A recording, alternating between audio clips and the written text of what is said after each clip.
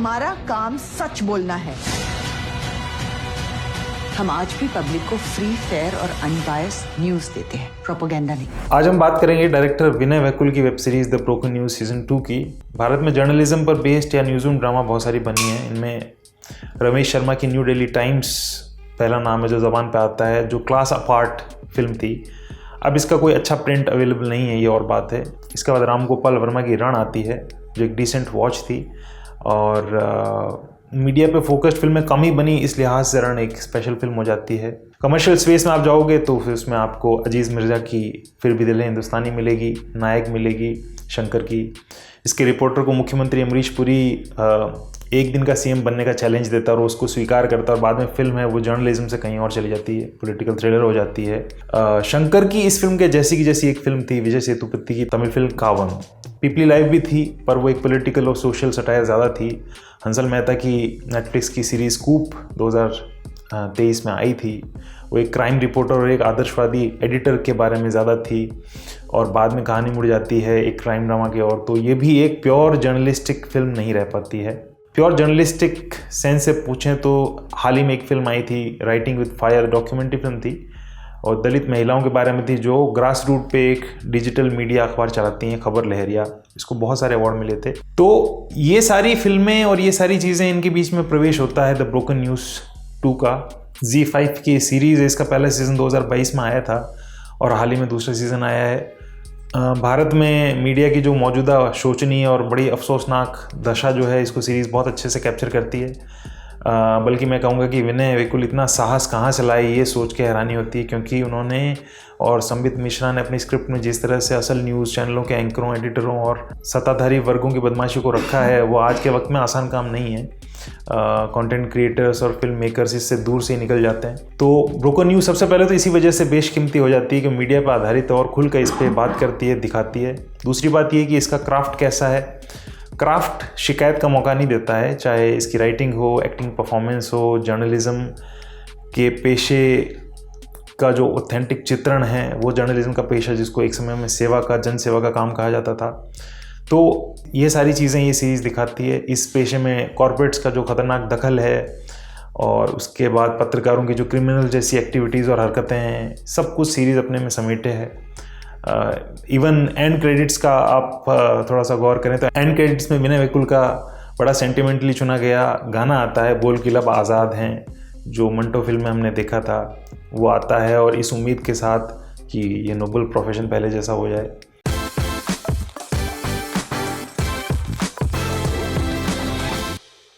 – 2018 में BBC की एक मिनी सीरीज़ आई थी, उसका नाम था प्रेस। ये उसी का ऑफिशियल रीमेक है। प्रेस है वो दो जाने माने ब्रिटिश न्यूज़पेपर्स के बीच की जो टकराहट थी, उसकी कहानी थी, और वहाँ काम करने वाले पत्रकारों की कहानी थी। ब्रोकन न्यूज़ उसका फेथफुल एडेप्टेशन है। माइक बार्टलेट के स्क्रीन प्ले का जो मूल ढांचा था, उसको ब्रोकन न्यूज़ लेके चलती है, उसके बाद उसका भारतीयकरण करती है और अच्छे से करती है। यहाँ पे कहानी है मुंबई के अंदर बेस्ड दो न्यूज़ चैनलों की जो आपस में कम्पीट करते हैं। दोनों के वैल्यू सिस्टम अलग अलग है। पहला है जोश 24/7, जो TRP में अव्वल रहने वाला चैनल है, जो कमर्शियली सक्सेसफुल चैनल है। इसका एडिटर है दीपंकर सान्याल, जिसको जयदीप अहलावत ने बहुत अच्छे से प्ले किया, अच्छी एक्टिंग की है, जो बड़े फ़क्र से कहता है कि न्यूज़ बोरिंग होती, मैं तो कहानियाँ बनाता हूँ। उसके ठीक बगल में खड़ा है दूसरा चैनल आवाज़ भारती, उसकी एडिटर है अमीना कुरैशी, इसको सोनाली बेंद्रे ने प्ले किया है। वो दीपांकर के घंघोर उलट है, और अमीना की एडिटोरियल लाइन है कि get the fact not the feelings. Amina वैचारिक रूप से गांधीवादी है। उसका जो कमरा है एडिटर का, उसकी कुर्सी के पीछे दीवार पे गांधी की फ़ोटो लगी है। गांधी कौन सा? वो गांधी नहीं जो राष्ट्रपिता है और जिसने स्वतंत्रता आंदोलन में लीड किया था इस देश को। वो गांधी जो एक पत्रकार थे, जिन्होंने कहा था कि समाचार पत्रों को आजीविका के लिए नहीं छापना चाहिए, उसको रोज़गार का ज़रिया नहीं बनाना चाहिए। वो कहते थे कि कुछ काम ऐसे होते हैं जिनका महत्व इतना ज़्यादा होता है और इसका असर इतना विशालकाय होता है कि जनहित के हिसाब से भारी महत्व के होते हैं, तो उनको आप ले नहीं सकते हो हल्के में। उन कामों का, उन पेशों का कमाई से अगर हम वास्ता कर देते हैं तो फिर उनका मकसद मर जाता है। अखबारों को आप मुनाफे से जोड़ देंगे, उसका मुनाफे का जरिया बना लेंगे तो फिर उसका दुरुपयोग बढ़ जाएगा, गलत काम होने लगेंगे। ऐसे गलत काम बड़े पैमाने पर होते ही हैं। ये सारी बातें गांधी की कही थी। और वे मानते थे कि पत्रकारिता है वो सेवा का काम है, जैसे कि चिकित्सा है, जैसे कि शिक्षा है। हालांकि अब आज के वक्त में ये मोरालिटी है उसको ज़्यादातर लोग स्वीकार नहीं करते हैं, लेकिन मूल भावना में अमीना जो है इस सीरीज़ की कैरेक्टर मानती है कि जर्नलिज्म है उसका मकसद है मालिक को मुनाफा कमा के देना नहीं है, और ये पत्रकार का लोड नहीं है कि कंपनी घाटे में जा रही है, प्रॉफिट मेकिंग है। सिर्फ जर्नलिज्म और सच है वो मैटर करता, और कुछ भी मैटर नहीं करता। द ब्रोकन न्यूज़ ये दिखाती है कि क्या हो रहा है। हालांकि सबसे सुहावना मनमोहक मनोरंजन वो होता है जो ये बताए कि क्या होना चाहिए। जैसे कि एक सीरीज़ है द न्यूज़ रूम, वो बताती है, उसके मेकर है एरोन सॉर्किन। बड़ा जादुई रिच अतुलनीय लेखन एरोन सॉर्किन ने उस सीरीज़ में किया था। इसके अंदर एटलांटिस केबल न्यूज़ होती है अमेरिका में, उसके प्राइम टाइम का एक स्टार एंकर होता है विल मैकवॉय, जिसको प्ले किया था जेफ डैनियल्स ने। वो कहता है कि we don't do TV, we do good news. और ठीक है, अमीना कहती है कि यहाँ हम कोई मसाला मूवी नहीं बना रहे हैं, हमारा काम सच बोलना है। द न्यूज़ रूम के पहले एपिसोड को ओपनिंग सीन को आप ले लीजिए, बड़ा फेमस सीन है जिसके अंदर अमेरिकी स्टेट की नाक के अंदर कस के एक मुक्का विल जड़ते हैं। एक पैनल चर्चा हो रही है, वहाँ विल को पूछा जाता है कि क्या आप बता सकते हैं कि अमेरिका क्यों इस दुनिया का सबसे महान देश है। तो विल पहले जवाब नहीं देता, लेकिन बार बार पूछे जाने पे विल है वो आग उगलते हुए करीब 4 मिनट का लंबा मोनोलॉग है वो उड़ेलता है और फिर कहता है कि it's not the greatest country in the world. उसे सुन के सामने दर्शकों में बैठी एक युवती का मुंह खुला रह जाता है। सब सकते में आ जाते हैं, उसके पैनल के अंदर जो बैठे लोग वो भी हैरान रह जाते हैं कि क्या वाकई में इस आदमी ने कह दिया कि अमेरिका सबसे ग्रेट कंट्री नहीं है, जो कि उस कंट्री का हर व्यक्ति उस लाइन को कैरी करता है। द न्यूज़ रूम के जो ये कुछ सुंदर परागकण है ये अमीना के रास्ते उड़ के ब्रोकन न्यूज़ में भी आते हैं। इसके अलावा फिर बाकी सारा पोर्ट्रेल है वो थोड़ा निराशावादी सा है, कहानी निराशावादी है कि क्या देखो गलत हो रहा है। सीज़न 2 के एंड में जाके कहीं ये कहानी थोड़ी सी आशावादी होती, थोड़ी सी पॉजिटिव होती है, जब दीपांकर का जो आंशिक हृदय परिवर्तन है हम देखते हैं। सीज़न 2 में हम ये देखते हैं, सीज़न 1 के एंड में दीपांकर है वो शॉक कर देता सबको अपनी हरकतों की वजह से कि क्या ऐसा कोई कर सकता है इंसान। सीरीज़ में इन दो के अलावा तीसरा पात्र है, प्रमुख पात्र है राधा भार्गव का। वो दीपांकर और अमीना के सिद्धांतों के बीच में कहीं खड़ी है, अभी इधर भी नहीं है और उधर भी नहीं है। सीज़न 1 में वो अमीना की किसी स्टोरी को ड्रॉप करने से नाराज हो जाती है और तुरंत जाकर दीपांकर का चैनल ज्वाइन कर लेती है, और वहाँ नरक जिस प्रकार का वो देखती है तो तुरंत उतनी ही तेज़ी से भाग आती है और वापस अमीना से माफ़ी मांग के वो चैनल ज्वाइन कर लेती है। मतलब वो इधर जाए या इधर जाए अभी उसके मन में स्पष्ट नहीं है। अमीना कोई एक्टिविस्ट जर्नलिस्ट नहीं है, लेकिन राधा में कहीं ना कहीं एक्टिविज्म है। वो कहती है कि पूरा का पूरा सिस्टम गंदा हो रखा है और अगर आपको ये सिस्टम साफ करना है तो अपने हाथ गंदे करने पड़ेंगे। इसके लिए वो गलत रास्ता भी लेने को तैयार है।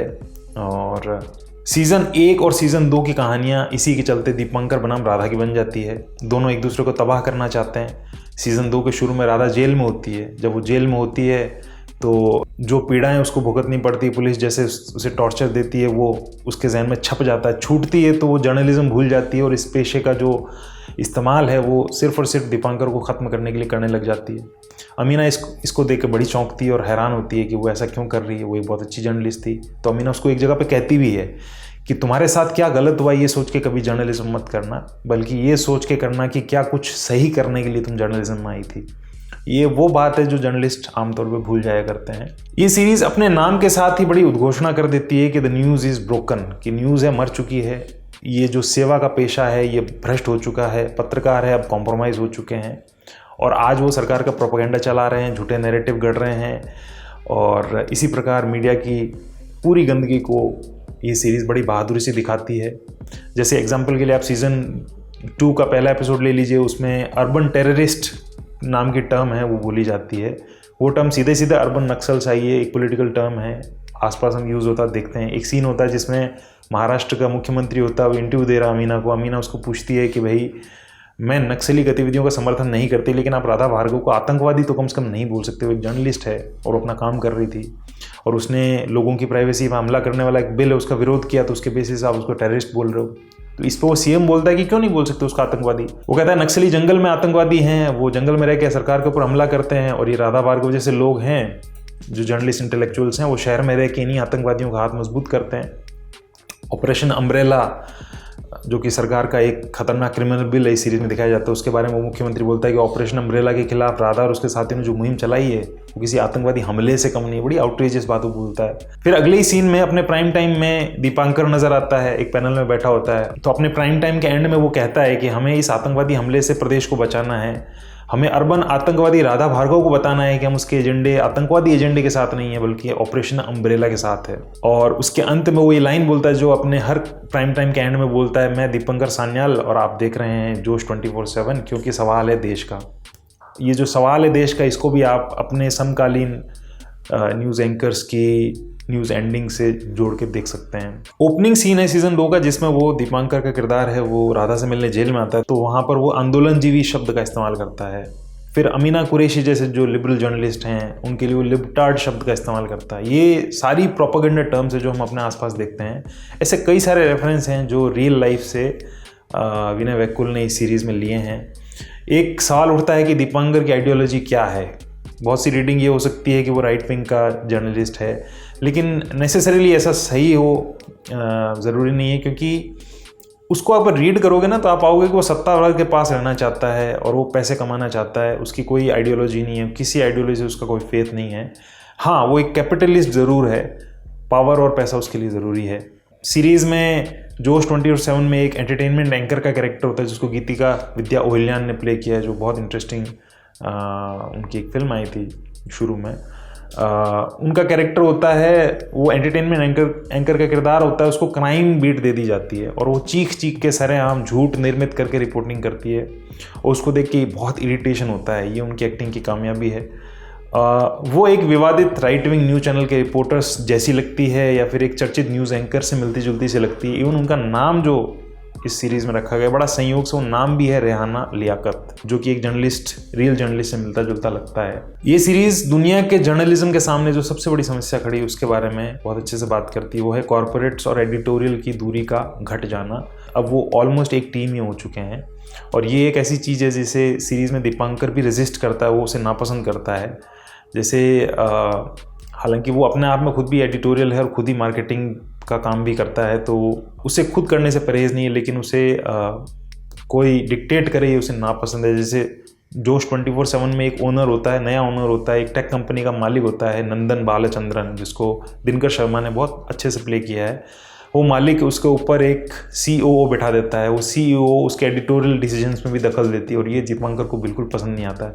और ये बात दिखाती है कि दीपांकर है जो एक समय में इंटेलेक्चुअल जर्नलिस्ट की डिस्कशंस में, मीटिंग्स में चाय पकड़ाने वाला इंटर्न हुआ करता था, कभी जो प्रिंसिपल्स वाला जर्नलिस्ट होता था, आइकॉनिक जर्नलिस्ट होता था जिसको देख के नए जर्नलिस्ट सीखा करते थे, वो पूरी तरह से अभी मरा नहीं है। उसमें वो गुणसूत्र अभी भी कहीं ना कहीं मौजूद हैं। चाहे अब वो विकृत होकर सेल्फ सेंटर्ड हो गया है और पावर और पैसे के पीछे भाग रहा है, लेकिन अभी भी कहीं ना कहीं उसमें वो उसका DNA है, वही है। उसको अपना खुद का चैनल चाहिए, उसको पावर चाहिए। उसके लिए चाहे कितना भी झूठ बोलना पड़े, कितना भी झूठ गढ़ना पड़े, जो कि आउटरेजियस है और ऑलमोस्ट क्रिमिनल है। ऑलमोस्ट क्रिमिनल क्या, क्रिमिनल ही है। और वो रिप्रेजेंटेटिव है उस रियलिटी का जो हम अपने आसपास देखते हैं कि झूठ की ये मैन्युफैक्चरिंग है, वो आज असल न्यूज़ रूम्स में हो रही है। और ये बात है वो इस सीरीज़ के सबसे बुरे और सबसे ग्रे किरदार भी स्वीकार करते हैं। एक सीन में मुख्यमंत्री का पात्र होता है, वो विरोधी चैनल को इंटरव्यू देना चाहता है, तो दीपांकर उसको कॉल करता है कि आप मुझे क्यों नहीं दे रहे, मुझे दीजिए ना, मैं तो आपके साथ का ही हूँ। तो वो कहता है मैं तुम्हें इंटरव्यू नहीं दे सकता क्योंकि पब्लिक जानती है कि तुम किसकी साइड से बैटिंग करते हो। वो लास्ट में कहता है इंटरव्यू तो किसी ऑनेस्ट जर्नलिस्ट को ही देना पड़ेगा। तो इस लिहाज से सीरीज़ बहुत कुछ कहती है, बहुत सारी इंटरेस्टिंग बातें इसमें होती है। प्योरली जर्नलिज्म पे, न्यूज़ मीडिया पे, news room drama, news room कैसे काम करता है, करंट जर्नलिज्म कैसा है, इस पर एक बड़ी इंटरेस्टिंग टिप्पणी, उसको बड़ा स्पाइस अप करके ये सीरीज़ दिखाती है। ये बात यहीं तक। द ब्रोकन न्यूज़ सीज़न 2 आप देखें, ज़रूर देखें, अपनी खुद की राय बनाएं। शुक्रिया।